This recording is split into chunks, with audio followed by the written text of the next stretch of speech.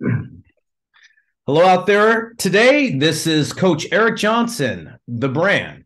And Coach Aaron Thigpen, the source.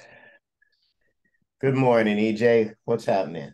Good morning, Aaron. Glad we're speaking together on our podcast today, the brand and the source. Um, hey, I'll tell you what's cooking today is something that came up yesterday. It's, April 26th was the day, Aaron, that college coaches no longer could talk to the seventh graders, eighth graders, ninth graders, and sophomores Mm. about early commitments. Those are no longer allowed in collegiate baseball. You can't offer eighth grader, you can't offer a ninth grader or a 10th grader, and you really can't talk to them until August 1st of their junior year now. So for all those players out there that are juniors and seniors, we still talk to coaches right now. But for the underclassmen, no more early commitment conversations or reaching out to each other like a young player calling a college coach or a college coach calling a young player. That is no longer allowed. No communication whatsoever. That is monumental in today's atmosphere or environment in collegiate recruiting of the underclassmen, Aaron. That's what's happening today. It went into effect yesterday. I even had a parent call me at 10:30 last night. Can I send a text message out right now? I'm like, oh, I'm like, yeah, go do it. Yeah. I'm like, yeah, get it in, So they got it in, but it's over now, man. They can't do it anymore till August 1st of their junior year. Now, the first thing that comes to my mind is why the shift? Did the NCAA allude to why this is happening? I mean, I can see some of the ramifications that's going to have for uh, the business side of youth sports and the Right. recruiting companies and all these recruitment vehicles and showcases. And that's kind of one big, I would think that's one of the leading factors of why parents are doing some of these things. Right. Is and we've talked about this before, is they kind of have that whole thing of, well, I got to be seen, so I can get recruited and I get committed. And Right. we've talked about how, seventh, eighth, ninth grade doesn't really matter. Well, they've kind of put the NCAA's kind of put the kibosh on all of that. They sure have. And so did they allude to what their again, what their reasoning was behind changing this now, so that I think it's great, to be honest with you. Absolutely. I think it takes a lot of pressure off the kids. It takes a burden off the parents, and you can focus on the development of your athlete. And it gives you a timeline of now to shoot for and be ready for, versus, taking your kid all across hill and dale trying to get him seen, and he's Right. only in the eighth grade. So, Hey, man. and, Hey, I hear you. and again, we're talking a verbal commitment. We're not even talking signing. So, I think people do these machinations and work and running around and spending all this money for verbal. Why?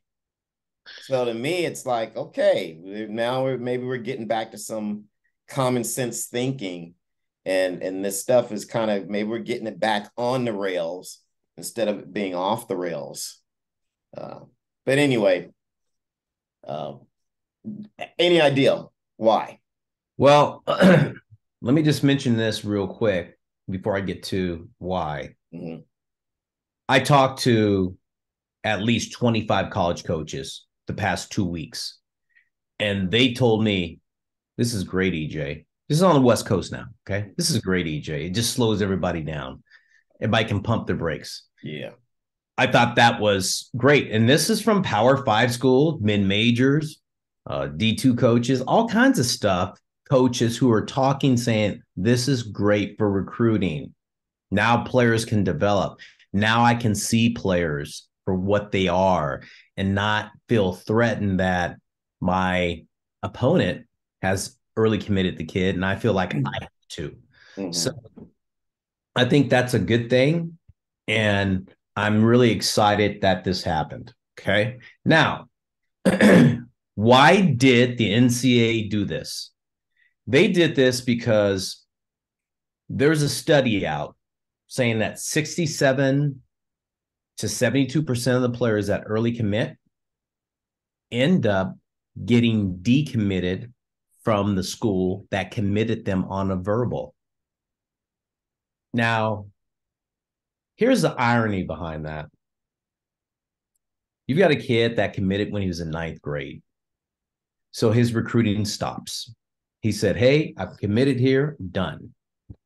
He has an allegiance to that school.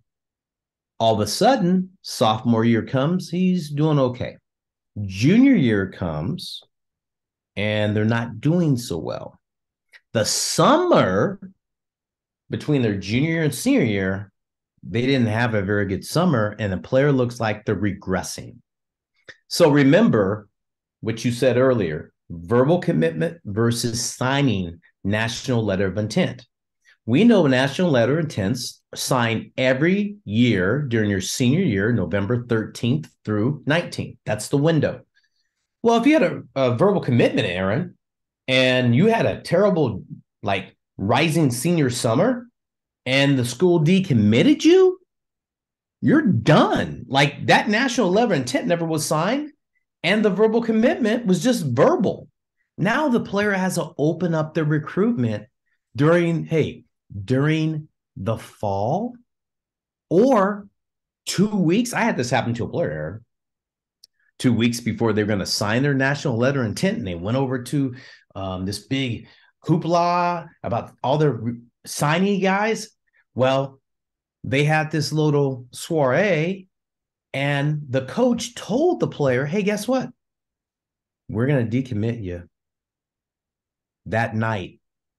2 weeks before the national letter of intent. Now the player is scrambling to find a school that can accept them, let alone the player lost 60%, 65% of their scholarship in their senior year. Now, where's the money now? Remember, 11.7 scholarships, Aaron, per year. By that time in your senior year, all the money's gone, man. And you're scrambling to even find a roster spot, let alone scholarship money. And that's what the NCAA said, enough of this. That's one circumstance. Enough of this. We're seeing too much of this. It's the wild, wild west.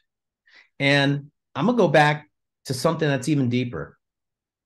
The portal, COVID, started all of this. Yeah. That's what it's manifested from the portal and COVID about, we can transfer anywhere. Yeah. You know what? They did that. And the NCAA says we need to correct this. Yeah. That was going to be one of my questions, was because of the proliferation of the portal and the number of bodies that are just out there moving around, is this an effort to get control of that, to slow that down and maybe start to funnel or have wrap their arms around a more controllable, amount of athletes versus now still trying to deal with all these 7th, 8th, 9th, 10th graders as well. And all you know what I'm saying? Yes, I do. And so, do you think there are going to be more guidelines coming down the pipe? And if so, in what areas? Do you think they're going to make some changes to, like, the portal even?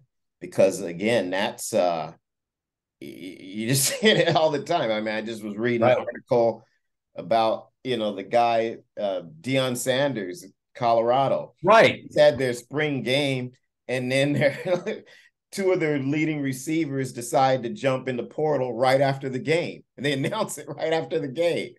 It's like, this is crazy. It's crazy, man. This is step one.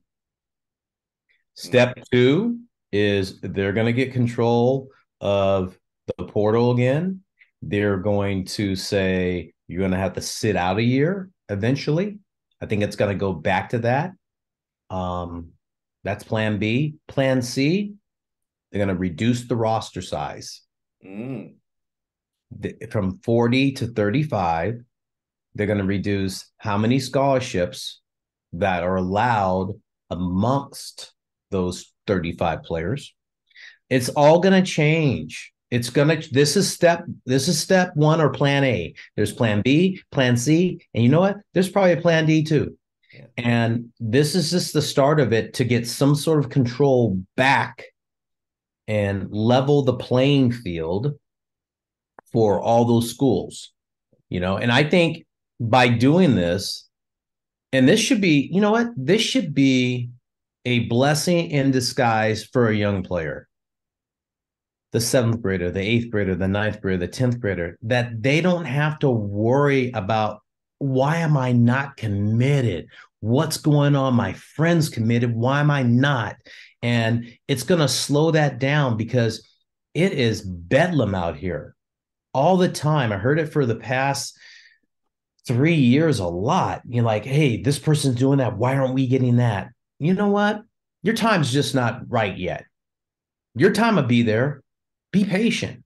But people were not patient during that time. So I applaud the NCAA this time about doing something to correct a situation that was really getting out of hand. Wild, wild west. You and I have said this. It is.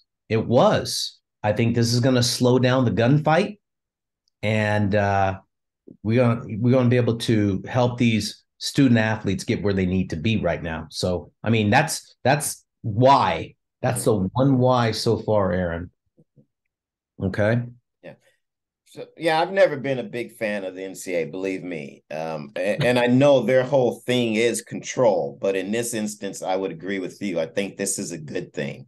Mm-hmm. I don't know what their future decisions are going to be, how I'm going to feel about those until they come out. But I think I think things are getting away from them, and this is just one step in trying to, rein things in. Yeah, it's a good start, right? It's a good start. But I hope they don't go back. The pendulum doesn't swing back too far. Yeah. Where things are too restrictive. And that's where I usually have a problem with the NCAA, especially with the amount of money that they make off of athletes. They have sometimes a little bit too much control. But anyway, so with this new landscape, okay, to me, I always go back to, what does the parent and the athlete need to do now to position themselves with this new landscape so that they can be successful? What would be some of the things that you would suggest, or the mode of thinking that you want parents to now pivot and put their time and resources? And we've talked about this a lot, but I kind of want you to kind of lay it out for our parents and athletes so that they know. Well, first thing I think of is the showcase thing, and taking that money, whether it's the showcase, the food, the travel, all that stuff to get to the showcase, invest it back in your training. I think that gives parents, and I tell you out there, and athletes, take that showcase money that you're going to chase that verbal commitment, get it back in your get it back to your training, because I think the athlete's going to benefit from that. A lot of kids aren't ready to go out to the showcases at 7th, 8th, 9th, and even 10th grade. They're not physically ready yet. Some are, but that's like 0.5% of the athletes out there, Aaron. Okay. If you went to a showcase, Aaron, you'd say, hey, only really 4 or 5 kids should really be out here, and the rest is just, it's a moneymaker. Right. So I tell the parents of those athletes, get back into your training, number 1. 2, change your mentality. Think about the process. Make a plan. How are we going to get to our end goal? If they can talk to you by your junior year, August 1st, we can pump the brakes and start making a plan that could be 2, 3, 4 years away and slowly go about the plan. It doesn't have to happen in a year. This is the first step. Here's the second step. Here's the third step. What are we going to do to make that happen? Sit down with your sports performance coach. Sit down with your baseball trainer or baseball coach and come up with a plan that meets your goals, and be realistic about it too. Okay. Another thing, you can now do some research on this on schools. You now can go watch college baseball games at all the levels. I tell parents and athletes, go and investigate what you want to get in. We have plenty of time now, to do this. Before, I need to go there. I got to go talk to them. I got to go see the campus real quick. If I don't get it done, oh my goodness, I'll miss out. You don't have to panic anymore. You have time for that due diligence. Yeah. Yeah, I think that's my message, Aaron, to them is, strategically plan out what you're trying to do. Make sure academic path is on path. It's just a whole bunch of things. You don't have to chase and listen to everybody say you have to go do this. By the way, just so you know, Aaron, showcase business is going to change now because the coaches can't go to showcases anymore. Who's going to go watch the players unless they're juniors and seniors? I mean, seriously, if you're an underclassman going to a showcase, the only reason you're going to go is because you want to see where you stand and how you're getting better. And I'm not saying don't go to a showcase. What I am saying is you can go to showcase, just don't go to 7 of them. maybe go to 1 to see where you're at. And you don't have to be a 7th or 8th grader to go do that. Maybe after your freshman year, you just want to see, hey, I want to see my competition and how much work I need to do in the gym or on the baseball field or on the track, whatever the case being. What do I need to do to get myself towards my goal? That's why you would go to a showcase, not for, I need to get my numbers. I got to see my exit velocity. Because can I tell you something, Aaron? The coaches aren't looking at that. And everybody, the numbers, and that's another podcast we're going to talk about. Oh, yeah. Okay. But they're not looking at that crazy. I mean, those are just numbers. Those are numbers for what? Exactly for what? Okay. So that's kind of like my thought and process when I tell parents and athletes, come up with that plan, be strategic, talk to your coach, talk to your sports performance trainer, and sit down and take your time with it. Hey, very good and sound advice. I think the word that sticks out most, and you said it a couple of times, is strategic. Now you have the time to really be strategic in your planning, and you're not caught up in that whole whirlwind of activity that most people get caught up in, hurrying and rushing, fear of missing out, all those things that we've discussed before that kind of perpetuate that, the negative part of this whole recruiting process. So, no, good stuff. Again, I guess it's like what's the saying? A broken clock is at least right once a day. So I would attribute that to maybe the NCAA, at least they're right in this instance. And I think parents need to now look at, instead of a knee-jerk reactions, now start having those 1 year, 2 year, 3 year, 4 year plans for their athlete. Aaron, it will be interesting as we revisit this 6 months from now and see where we're at the end of the fall and the start of the winter, where this all really has led to with athletes and how they decide to navigate this new ruling by the NCAA. So I think it's a good topic. I think there's more to it. I think there's an interesting topic. I want to talk about recruiting, about this kind of new ruling by the NCAA. Team camps. Just remember that team camps are going to play a significant role in college recruiting now. Team camps. University's going to have team camps. And I'm going to tell you, it'll be interesting who gets invited to these team camps and how your roster looks in club baseball or at the high school level, varsity. It's an interesting topic. It goes well into it. So, man, maybe that's part two, Aaron. I don't know. We could, get right now, but I'm going to tell you, it's going to be significant. And I think that's going to happen in the fall. We want to get back to this in the fall and early winter, November, and talk about that because it's going to come up and it's going to change and it's going to move college recruiting into another place. Interesting. Yeah, I'm looking forward to that conversation because my wheels are already turning. I mean, again, with this decision, it can disrupt the dollar flow of a lot of these private organizations, and there's going to have to be some way that they pivot. I think it puts the colleges in a better position, a stronger position. Yes.